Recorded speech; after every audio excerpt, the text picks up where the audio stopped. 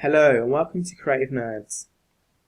In this Photoshop tutorial, we'll be sharing with you how you can create a retro vintage photo effect in Photoshop in a matter of seconds.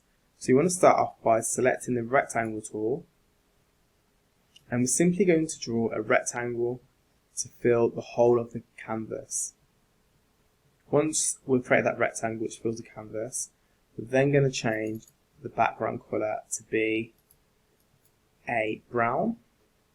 So we want to type in DBBE00,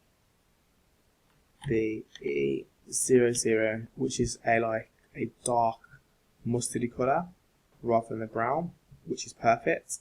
We're then going to select OK, and all we're simply going to do is change the blend mode to be multiply.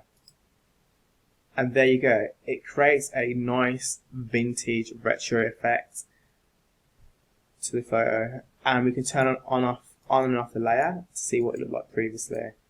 It creates a really cool retro vintage effect which takes less than a few seconds to achieve the end result. I hope you've enjoyed this Photoshop tutorial, and I hope it's one that you can apply to your design projects in the future. Thanks for watching, and stay tuned to Creative Nerds for the quick tips on how to use Photoshop.